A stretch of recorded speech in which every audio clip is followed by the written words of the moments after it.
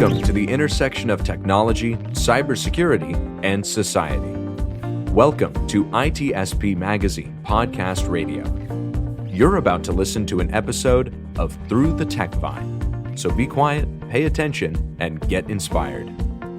There is one truth that is not told enough. Technology is not magic, but it can be magical. Technology is human. It is part of who we are, our evolution, our future. Will it be a dystopian or utopian one? Well, that is up to us and nobody else. Knowledge is power, now more than ever.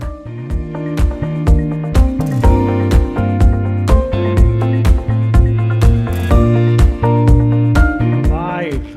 I don't care. Live. Did it. You did it. I know, Diana, and we were trying to sneak in a live version without Sean, and then he found us. I know. We even gave him the wrong link. You're trying to podcast behind your back, Sean. Why not? It happens often. Yeah? Oh, no. Really? We would Well, never. not with you. With other people? Are we your only friends? With my other co-hosts, when you're not invited, they tend to leave me out too. Really complicate things. How can we be the Three Musketeers without you? Come on. That's right. You gotta be on. We need all three of us. It's the three of us for sure. It's the three of us. And our It could fourth be a guest. song. And our fourth guest. I love our fourth guest. Elijah. Yeah. It's one of our most insightful guests.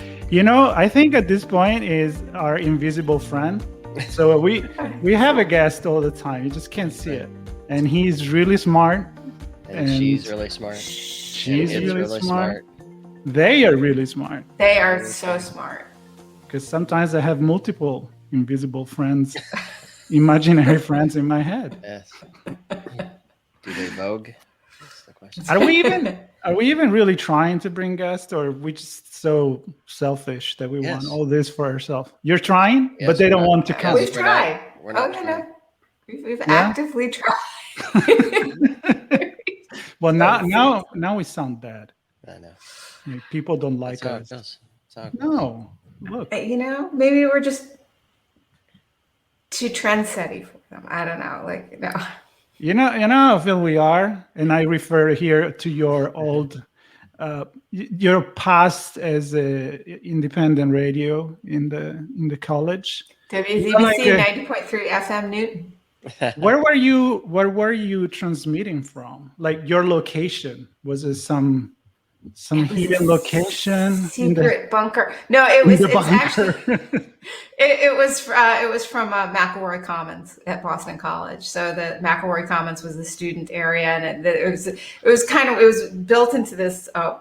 Basically this because it's the school on the hill. So we were actually going into a hill. So at the front of the commons, there were all these big windows, and that's where you had like the school newspaper, and they had windows. And as you kept going back down the hallway, then it got to like the student poetry magazine, which was just a little, then at the very end of the hallway with absolutely no light at all coming in, just basically underground was where the radio station studios were. And then our transmitter, I think, was in another part of Newton, but we actually broadcast our studios. We're in this basement of McElroy Commons. And that's exactly what I was envisioning, like this pirate radio. Have you ever seen the movie Pirate Radio, where they are transmitting from the boat outside in the UK? So every college radio for me in my head is always transmitting from some undisclosed location, kind of being alternatives.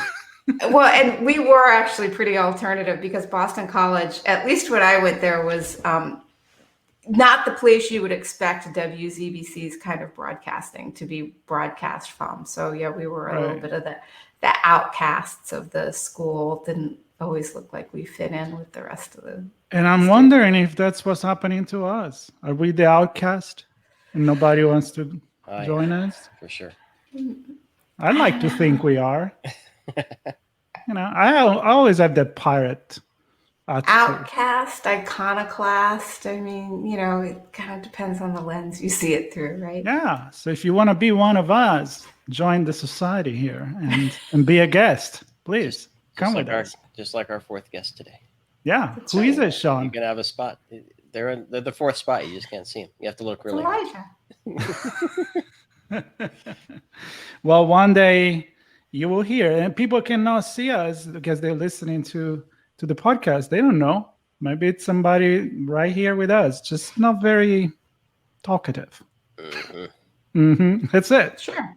It's Sean has a puppet. That's right. He has a puppet, and he's very knowledgeable in technology. That's right. We'll see the news that he brings up today. So let's get this thing started, because I don't think today we want to go for an hour. We got important things to do. This is not important. I know that sounded really. Is this really podcast bad. getting in the way of like your? This podcast your is really rest of your getting in the work way. workout? You know what is getting in the way of me having fun all day long? I kind of want to be on this podcast or this radio feeling. Let's just let program. it stream. We'll let it keep going after we're done. Yeah. Just let it go. Remember, we stream everything we do There you right here. Like, what was the movie, Sean, The that you brought Truman up Show? the other day? Yeah, The Truman Show. go. Yeah, why not? Do the same thing. But we don't. What do we do here, Sean? We do something with a fourth guest that's not with us. And typically, who knows, maybe we'll switch it. But typically it's bringing a news item around technology that intrigues us, inspires us, pisses us off. something about it makes us want to talk about it. And we have a good time. That's We the main do. thing. I really look forward to it. I was obviously kidding about the fact that this was in my way. This is actually my highlight every of the week. I always look forward to this. And Diana, how are things going with you? Anything special that you brought up today in terms of some technological advancement that we want to know? I do. Well, it's not necessarily an advancement, but it's a little bit of a callback to some of the topics we've discussed before, like ice cream and the right to repair. And they actually. Well, at least meet. it wasn't ice cream and snails. Okay, ice cream and snails. Well, I guess if we were in France, maybe then it would be ice cream and snails. Escargot ice cream? Exactly. Nice. Escargot mixins. Escar gelato. Escargot gelato in Italy. So back when I was when I was still a vegetarian, when I was a vegetarian, not before I was a vegan, I used to love McDonald's soft serve. Have you guys ever had McDonald's soft serve? Nope. I have. You've never had it? Okay, well, Nope. It's pretty unique and pretty delicious. It probably has no nutritional value, but in any case, I remember loving them, and then I stopped eating them because I became a vegan. And apparently after I stopped eating McDonald's ice cream, this whole big meme emerged about not being able to get McDonald's ice cream cones because the ice cream machines were constantly broken. And this is a meme. If you go onto Twitter, you can find people that are like always gnashing their teeth and saying like, where's the McDonald's ice cream? It's such a big deal that someone who also loved McDonald's ice cream created a site called McBroken. And McBroken goes out and queries all the 13,000 plus McDonald's stores in the country and tries to order an ice cream cone. And if it can't, then it comes up with, hey, that's McBroken right now. And actually I checked this morning and my local McDonald's over in Portsmouth was actually out of service for ice cream apparently earlier today. So that's a cool piece of technology that someone just said, hey, let me automate this and figure it out, and they have it posted. But if you look at their stats, it's on any given day, there's between 15% of the McDonald's ice cream machines are not in service. So people can't go get their ice cream or their McFlurries, which you need the ice cream machine to make the milkshake from. And I got a little interested in this, and other people have been interested in this too, as to why is it always so McBroken, especially because it's McDonald's, right? Which is like you expect it to be always available. And it turns out that they have this special kind of ice cream machine called the Taylor C602. And it can make the milkshake and the ice cream, the soft serve at the same time, which is pretty advanced. And the other thing that's really advanced about this system is that you don't have to take it apart and clean it every night. So you don't have to dump out the contents, the mix that becomes the ice cream. Instead, it cleans itself every night by pasteurizing the contents and the insides of the machine, and then refreezing them in the morning. So you push a button, and what should happen is that it does this special pasteurization, and it refreezes, and everything's fine in the morning, and you're ready to now bring ice cream to your customers. But it breaks a lot. It breaks a lot. It breaks at least 13 to 15% of the time. It's hard to pasteurize liquid cardboard. I'm just saying.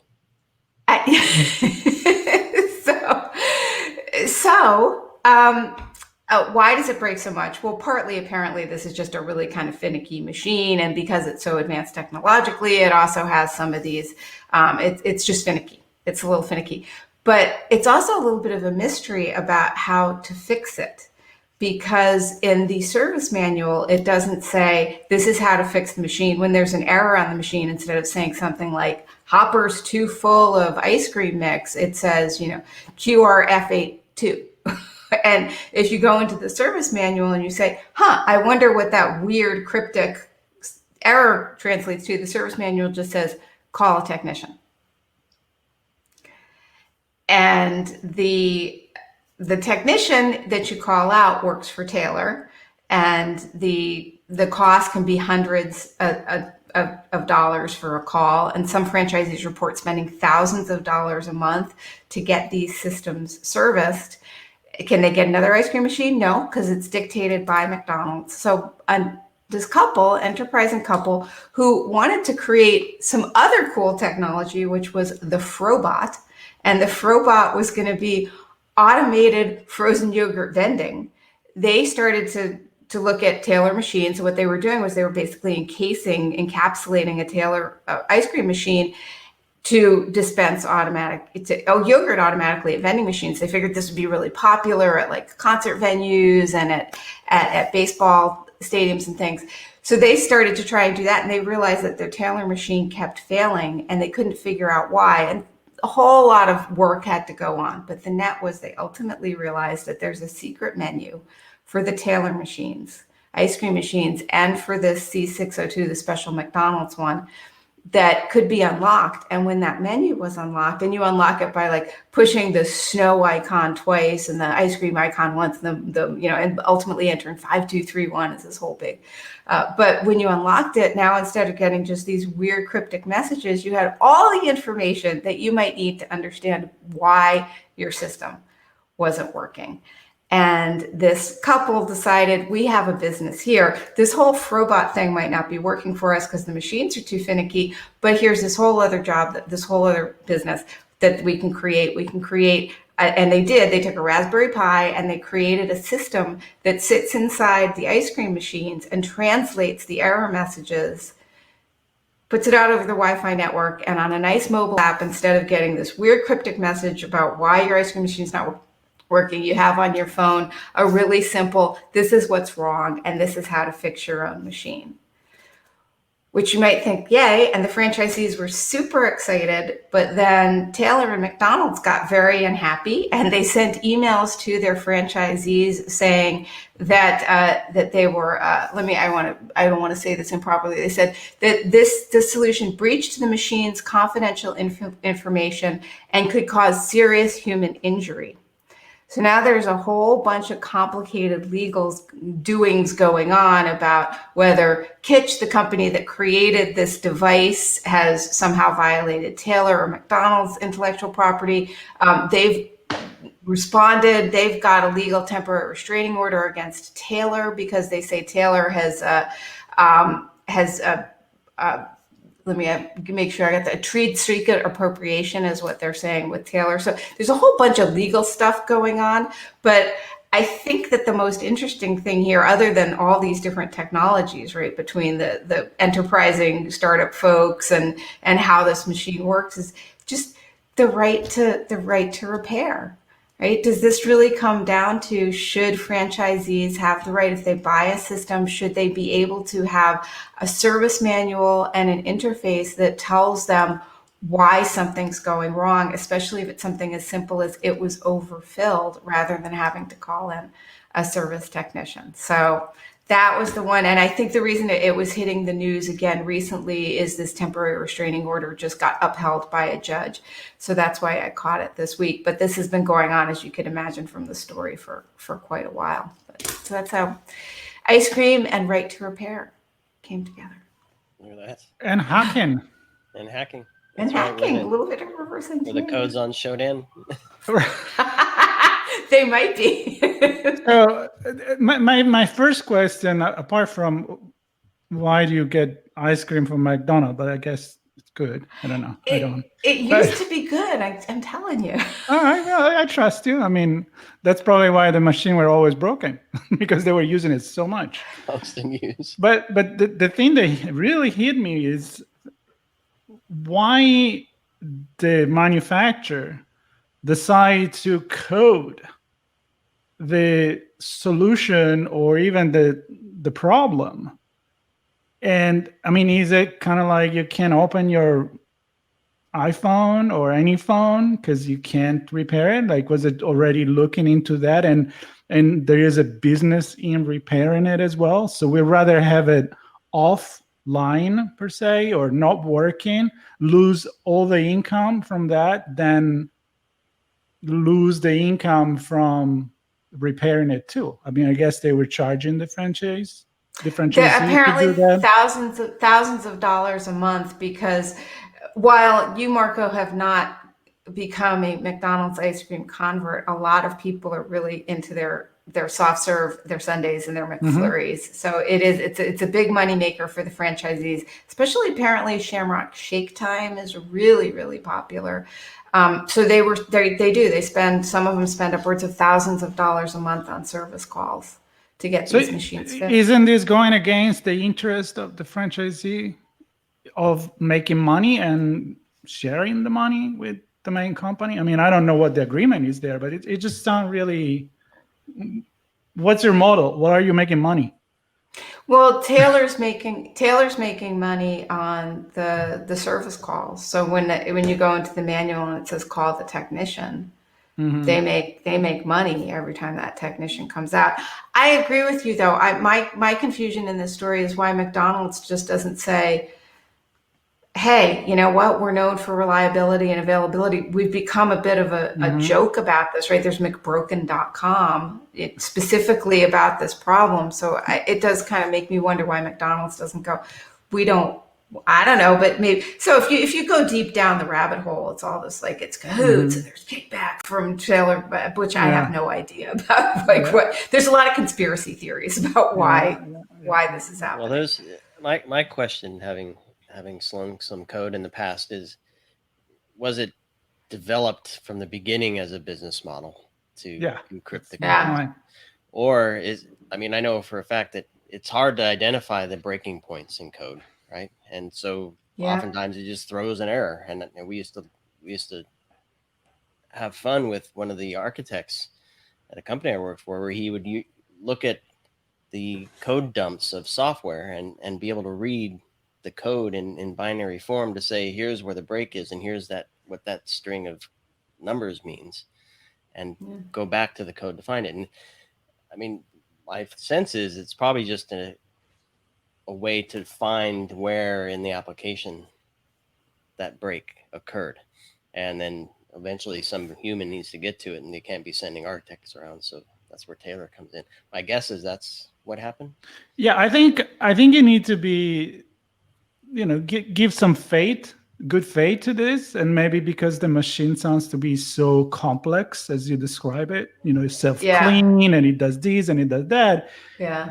I'm wondering if you really need an extremely qualified technician to fix it. Otherwise, maybe the flavor, as you say, I don't know if it's going to make, maybe it is dangerous. Maybe the ingredients are all going to get screwed up. Maybe, I don't know. But I guess that could be the reason why, where you don't want it to be fixed because it's not easy to fix. Maybe there is a reason for it. I don't know. Did they ever find out? Or, are we finding out? Well, so there's this secret service menu that can be unlocked, and sometimes it is a fairly simple fix because apparently a big problem is that people overfill the hopper with the ice cream mix. And if it's overfilled, that's going to throw an exception, and that's a problem. So there are apparently some pretty easy, straightforward fixes that franchisees could do themselves. But you make a great point. I mean, this is supposedly a pretty finicky piece of equipment that does some pretty cool stuff. No pun intended. That you eat, by That the you way. eat. So you're That's even more liable if something happened to a if it chain goes wrong. like that. Yeah. So Yeah, like if it doesn't get heated enough, then the pasteurization process wouldn't be cleaning it, but also then sterile. You're making the mix it could edible. make people sick. Yeah. Right. Yeah. So did we resolve the mystery then? Well, this is still going on in the but- courts about what's going to happen, But we, as Sherlock Holmes, and and I don't know how you want to I'm define sure we yourself. solved it. Yeah. I think we solved it. It's solved. Yeah. Sean, is it solved? No, it's solved. No frozen liquid cardboard for me. Now I want to try. I don't know where that's coming from. Now you want to try it because that's a question. I mean, if it breaks so often, which you're going to get a good batch or not? Just go to mcbroken.com first and make sure that your local McDonald's machine is up. And then, the 5 nines of the of ice cream. Well, I go back to what we were talking about last time about the right to repair. There are just certain things that everyday people that are not expert, they shouldn't screw with it because it may be dangerous. Like, I go back to the car. I could probably try to fix my brakes, but it would probably not be a good idea because I'm simply not qualified to do that. And then I can create a very dangerous situation. So I don't know. Maybe it is completely legit. The reason why they're doing it that way, so maybe, yeah. I mean, maybe it's a mix. Maybe they could create a more reasonable interface that could tell you things that are simple that they feel that the average franchisee could do pretty safely, like take some of the mixture out of the hopper, but then also if it's something that has to do with the temperature's not right or there's glycol that gets used as part of this that could impact the safety of the food, then they could say, you know what, this is actually a bigger problem. Definitely call the service technician. Yeah, I mean, if an airplane breaks, what are you going to do? Is it the pilot going to fix it as it is up in the air? No, you need the technician to do that. Well, I just carry my airplane fix-it tools with me when I fly. With a little microscopic screwdriver I use for eyeglasses. Yeah, no problem. I got this MacGyver. That makes me think about MacGyver. Yeah. Right? We can fix everything with a couple of chewing gum. a couple of wires and a paper clip, something like that. Yeah. Sean, do you bring something broken or you bring something that works? Mine should be quick. I think I don't know. Who knows where it'll go? Unless it breaks, then it's gonna take forever. Well, this is an experimental technology. And it's around music, and it's I'll just jump into it. It's a laser harp. A laser harp. A laser harp. And basically my understanding is the lasers are projected off a mirror, and they then go into a fan shape like a harp. Those can see there. And by placing I'm assuming the person playing it is using his hands, placing your hands into the ray of the laser, it triggers that sensor or the break in the ray or the laser beam to trigger a signal on the computer, which is then mapped to a sound, which in this case happens to be mapped to a harp sound. And so he has it programmed where different octaves and looks like he has a way to hold the pedal to let the sound reverberate and multiple strings play together.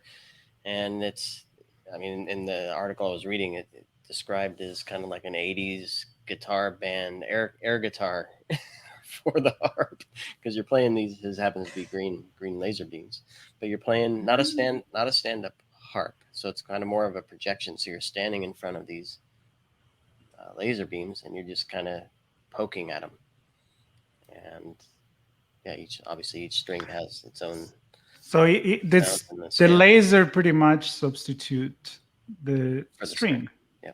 So there's no body around the harp. The lasers are the string. The beams are the strings. And the beam, how does the beam translate to it? Is it going back to some translation point, like where a piece of software says I'm not, or okay. So it looks like, and I can't remember if it was a Raspberry Pi or something similar to that, kind of transmits and collects the beam signal, which is then connected to some and then translates it computer. to sound. Exactly. Okay, corresponding sound. Yes. So I have a question. Yeah. Okay. Why? Exactly.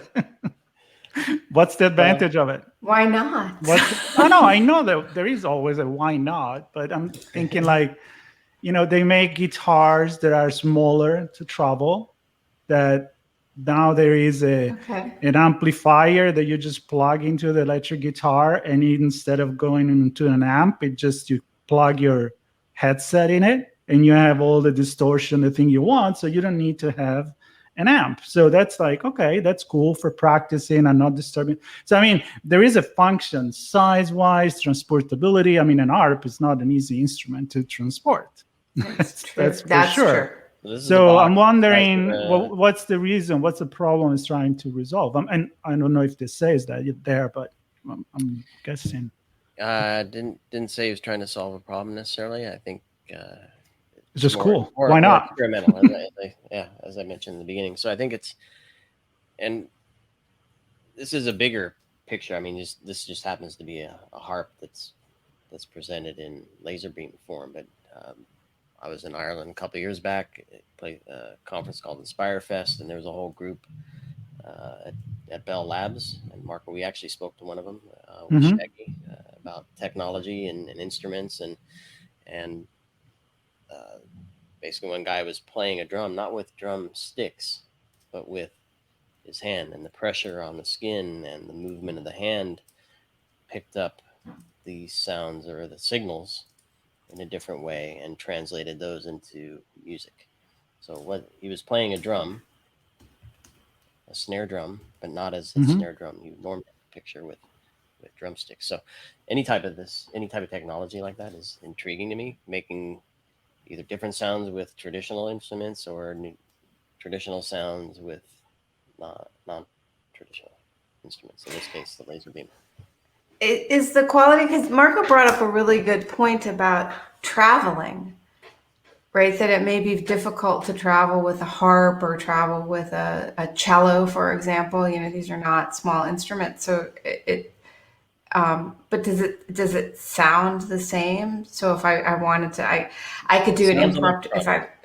In the sample that I have, and obviously we'll post this link in the show notes. But it sounds electronic. It's electronic music. Okay. It's an electronic harp, and it sounds electronic. All right. Now that just could be that this happens to be from a while back, a few years ago. So the mapping and the sound quality could be more realistic, perhaps now, with it connected to something more grand in terms of musicality and music quality. But I want to hear it. I want to hear it too, and I'm also wondering if it could be like sort of like a way to teach people to play. If it could be used, because if you hit the wrong note, it could turn red, so you could have a visual cue or something like that. Yeah, I'm sure there's a lot that could be done with it, and I like the learning because it is very visual. And actually, the creator of it said it's difficult to play because you don't feel the laser beam. Right. You have to see your hand break the plane or break the beam. And you can't do. Can you do haptic feedback on? Does that sound stupid? Like, can you not? Not in this version. You didn't have that. So that's one of the things he was saying is you really have to feel it and be in tune with it visually. Yeah. Well, this Yeah. happened to everything that is electronic. I can't stop thinking of all the electronic music back in the 80s, and I'm sure Diana here, you may have a lot to say, as you used to play this kind of stuff on the radio. And Sean and I, I of was course. indie rock, man. I wasn't, I I wasn't know, so but come much on, the into the 80s. electro industrial. No. I mean, but the 80s, there was a lot of experimentation. Oh, 70s too. I mean, you had like the Kraftwerk, you had like all this band that Skinny were Puppy, the they all, Swans. you have the electric drums, which Yeah. just that song, the noise kind of drive me nuts just thinking about it. You have like the portable, keyboard, the one that you see when Duran Yeah. Duran plays. Okay. But their sound was always, I mean, you couldn't bend that chord a little bit more. You couldn't just Right. touch it with the Can't drumstick, tweak- right? can't tweak It the was just neck, like, this can't is the bend sound string, and this is yeah. what it is. Yeah. Sean, I mean, you play the drums, so what do you feel about that? Just the way you touch the chord, the string, the everything. Yeah, and so specifically with this one, it sounds very Devo like. So it has that kind of sound, right? And to your point, Margo, is very we programmed it to sound like this. That string, that beam sounds that way, and you play it. And to your point, you can't really.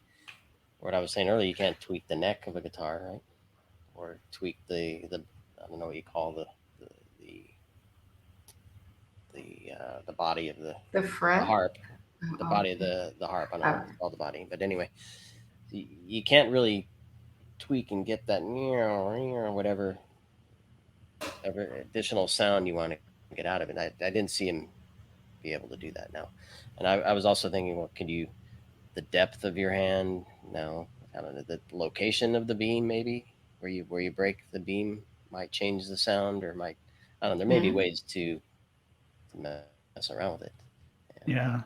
There is at this point, we're talking about music, and it's kind of funny because one of the historical news that I run into was that in these days, actually today, it was the first patent electric guitar registered. Oh. It was called the fried pan because it looked like a fried pan. Oh. It was the actual first electric guitar that then they modified in so many different ways. But, it connects with this. But it makes me think about a documentary that is called It Might Get Loud. And if you haven't seen it and you like guitar, you have to, because there is Jimmy Page, The Edge, and Jack White, that they get to meet each other. And there are three different style of guitar players.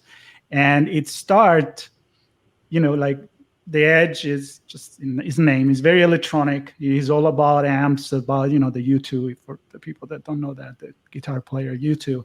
And he's all about the way that the sounds that he can create with the guitar. And then, of course, you got Jimmy Page from Led Zeppelin that pretty much invented so many different styles, the classic rock, but he also was very inventive. He was playing, the sound waves machines and all that kind of stuff. And then you got Jack White, which is the younger one, but is the really raw bluesman. And when he started, he said, if I don't bleed on my fingers, I'm not playing it right. And sometimes I just break a string just to see how it sounds without it. So there is that different approach to things that you can do with a physical instrument compared with an electronic digital instrument. So that's, I think, is a good conversation for many other things we do in life, like drawing, for example, with a pencil and a brush, and being an artist versus being an artist on an iPad, on a software that you use a pen. I mean, yeah, is it real? Let's talk about that. Is it real as the other one or not? Is music real if it's created by an artificial intelligence, or is not? Well, I mean, there's a difference if it's are we gonna, I think any music is music and any art is art, but there's a difference between if it was made by a computer, I think, than if it's made by a person. And there is a difference, but I mean, I've talked to some artists because I think this is a really fascinating question about, what if I take, pencils or gouache or oils, and I paint something or I draw something versus what if you draw it online? And most of the artists that I have spoken to said that it's all art and it's all creativity, human creativity, but it's just a different medium. You can do different things in the physical world than you can do with the digital medium. And it's not that one's better than another. It's just that they see them as just, it's like most artists won't tell you that, an oil painting is better than a chalk painting. It's just which medium they really feel that they can express themselves. But it is. That one's better than the other? Of course. For you, that's because it's So art what's is better? subjective. That's the point. Or I oil see where you were painting's going better? with that. It's What about very like subjective. Odilon Redon and his like beautiful sort of chalky watercolors that they have to protect? Like you only like oil paintings? Is that it? Yeah, only oil. Sean was being sarcastic there. I can speak sarcasm, so Yes. I got that. But no, I think your point, Diana. As an example, I came across I came across a trash bin and I came across a light pole that were both just plastered with stickers, and Yeah. and that was just a bunch of people putting stickers on things. But if you stop and look at it, you can see that was something created. It's more than just that trash bin or that light pole. It's something created by multiple people touching and engaging with it, and it has its own little color scheme. And to me, that is art, even though it's people. It's a crowdsourced Collective art. art. Yeah. I love it, Yeah. and spontaneous too. Yeah. Like sometimes it may just be like a graffiti, then you add another graffiti on top of the graffiti, you expand that graffiti, and everybody can contribute to it. That's pretty cool. Yeah. That's very Inspiring each other. very Yeah, inspiring. So I think art happens all over in many different mediums, and it's some of it's digital. And I love how we just went from ice cream at McDonald's to a laser harp to now we're talking about art. And I think that's the kind of conversation I like because it just shows how everything is connected. And I think the key here is what you just said is the medium. We just had a podcast with a social linguist, a professor of social linguistics. And we talked about how language is, when you study linguistic, it is not just the voice that comes from your mouth. It include any kind of language, which is, hands language and signs and expression on your face, writing and all of that thing. So she said the same thing. It's almost like the medium is different, but that's still a way to express ourselves.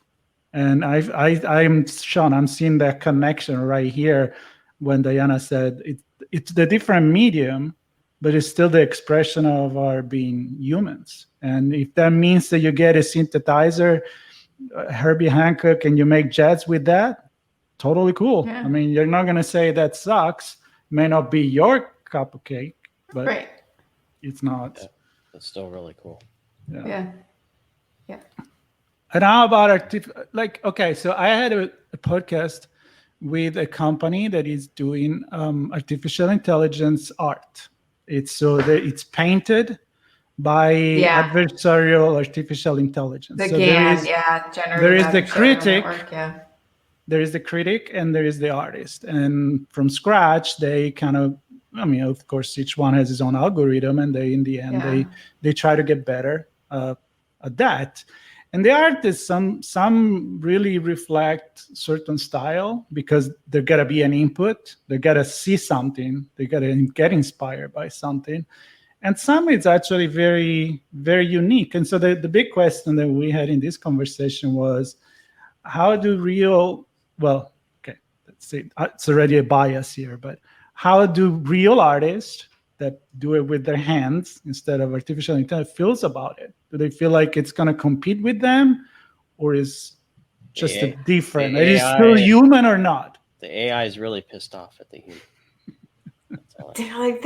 So I have a different question, which is, how does the human feel looking at the art?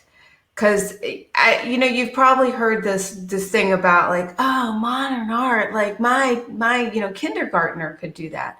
And very often people are looking at things like Jackson Pollock, which is like, it's just a bunch of spatters. But if you stood in front of some Jackson Pollocks and some imitations, there's a physical difference in how you react to that. Like you can sense something, and I think it's part of the creator somehow, not to get mystical, but something is different about really good expression than just somebody throwing a bunch of paint spatters against a wall. So I wonder, how are human beings reacting to the GAN art, the AI generated art?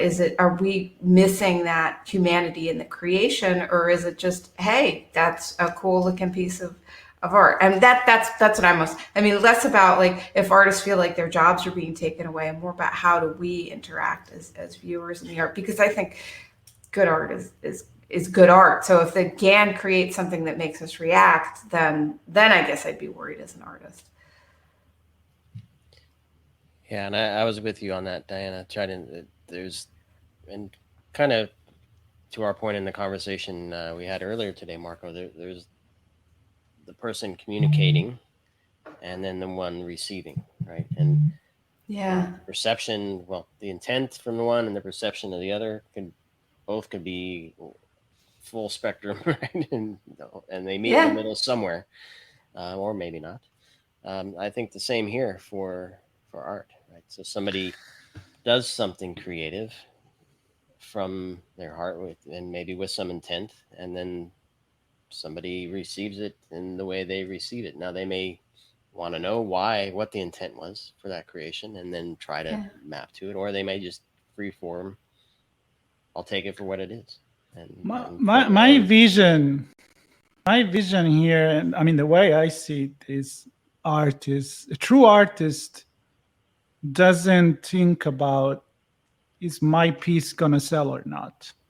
The artist, I'm very romantic about this, right? Like it does it because he's expressing himself, and it doesn't give a shit if he's gonna sell or not. A lot of artists died poor, either because nobody appreciated what they were doing at the time or not, and now they're worth $1 million. Van Gogh being one of them, for example. Others, they were able to do art and also be good business people, like Picasso. I wouldn't pay $1 for a Picasso, but the guy made a lot of fortune with it, and all people appreciate it. I don't see it. So my point is, some people see something in art, some people don't. But what if artificial intelligence, adversarial machine, creates something that strikes a chord with me? Do I care? I mean, do I have to analyze, the artist, like the critic do, they're trying to say this is the political, societal moment, this is what it's trying to do, what is background? What if it's just like so cool? Do we need to have a message in it? As long as it's in oil. Right, well, because otherwise it's just terrible. Yeah, no, I know this is not technology, this is art conversation, but we're going into technology because a lot of this art is made better, maybe, or worse because of technology. I think you're right, though, that's going to be the question: is this art going to be connecting to people and changing people and how they feel and how they interact with it, or is it just going to be some of that? I mean, because there is sort of corporate art that was designed to sell ultimately, and then you get a bunch of people on board, and then it's almost like an NFT. It's like it's just like it's this thing that people are selling because it's valuable, not because it has any real meaning to them, versus the art that makes us feel very different when we see it. I have these New Yorker covers done by, I think the name of the artist was Jenny Oliver, and she was doing New Yorker covers in the late 70s, early 80s, I believe. And they're kind of cutesy, but really intricate and beautiful. And I love them. I've loved them since I saw them as a kid. I kept I kept 4, so I have like the 4 seasons, and I just see it and I interact with it and I absolutely love it. Is it valuable? I hope that this artist was successful, but I just know how it makes me feel. And yeah, I think the question is going to be, will any of this GAN art, AI developed art, is it going to have that kind of impacts on humans? And if so, great, because that's one of the things that art makes us think, art makes us feel, art makes us happy, it makes us sad. And if it can do that, that's great. Or is it just going to be something that people decide to slap a value on and start trading and watching it appreciate, but it doesn't ever really have an impact on others other than financially? Artificial intelligence will tell us we're supposed to like it. The machines will tell us that. We'll be tricked into doing so. You know what machine else? art critics of machine art. Exactly. You know what else tells a lot of time what people are supposed to like is other people liking it. So Consensus, Diana, yeah. you have this piece that honestly you don't like it because you know it's worth something. You just like it. So that goes back to the other side of the coin, where I said the true artist, in my opinion, doesn't do it to sell it. It's just something that happened, and then people like it. But Yeah. probably couldn't care less. He wants to express something, and he does it in a most beautiful way. Sometimes it moves people, sometimes it doesn't.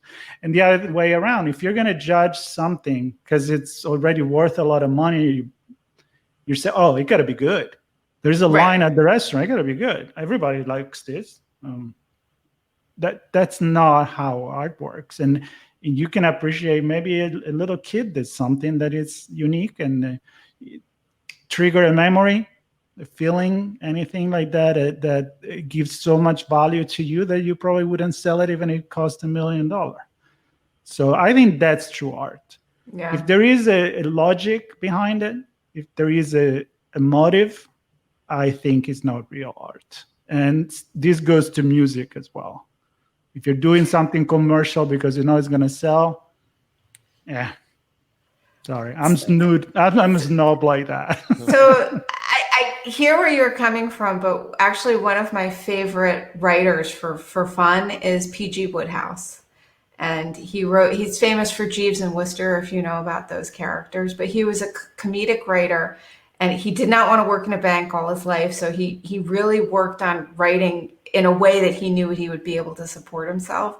But he also wrote out of sheer love, and he wrote in a way that what he thought about a lot was, how's this going to impact the reader? Will they laugh? Because that's his whole purpose in life. So he wants people to laugh. Will they laugh? So he was writing for his life, he often said. But there was a real passion and artistry in it, even though he did think about whether or not it was going to be able to support himself. And ultimately, the animal shelter that he left his money to when he passed on. Okay, so that yes, of course. I mean, in order to thrive, yeah, you need to have the means to do that. And history teaches you that many artists they did die of disease or they couldn't support their family, and I mean they were still amazing artists, but maybe okay.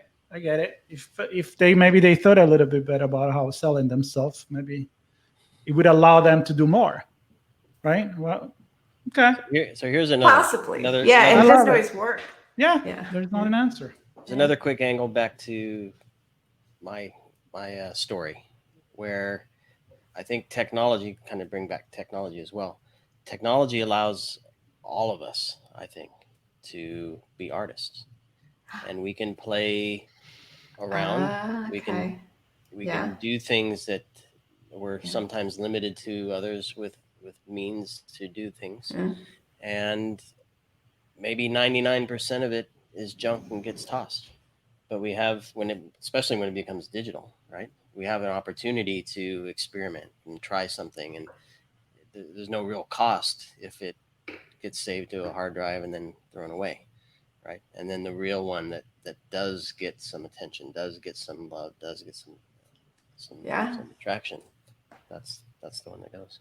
So who knows, maybe we're able to experiment more with art now because of technology. Yeah, and I like it. And that connect everything together with technology that can be, I agree. That is the equalizer. Like, look at photography and right. I mean, before you wanted to take great picture, well, first of all, you need to be a good photographer. It's not just the camera, but now you can do that with a portable camera that costs a lot less than the $5,000, $6,000. And I'm gonna close this because it's time with this story that it just came in my mind, and I love it, and I think it connects a lot of things. There was this famous photographer that was invited. I don't remember the name, but apparently it's a true story. Was invited in New York at a big party of very wealthy family, and he goes there. He's invited, and the owner that threw the party, he says,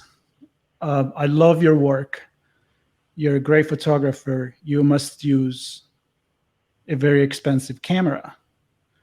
And he answered with something like, "Oh, thank you. Your food was really good too. You must have a very expensive kitchen."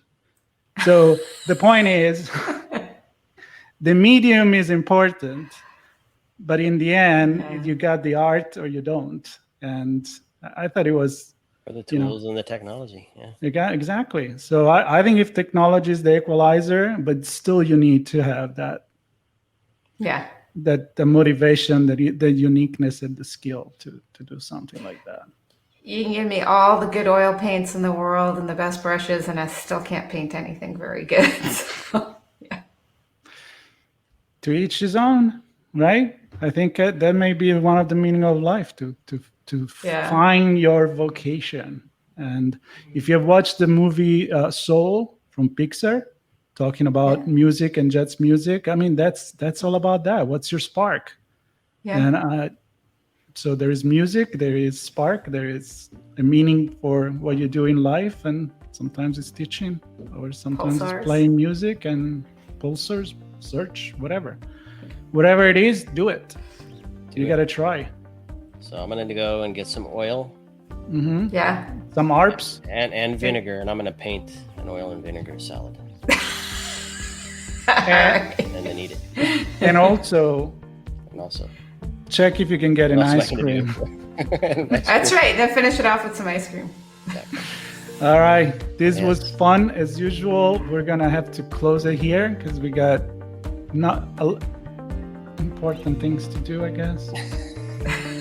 But this was very important. I love where we went. I mean, again, unscripted, unedited. This is who we are. If you like it, good. If you don't, well, tell your friends. Maybe they'll like it. It's like art. Maybe you don't, but somebody else will. We hope we make you next think. Week at the same time.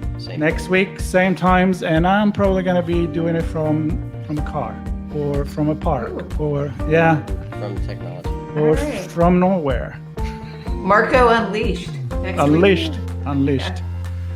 Thanks to technology, hopefully, if the 5G is out there. All right. Peace out, everybody. Thank you for staying with us. We hope you enjoyed it.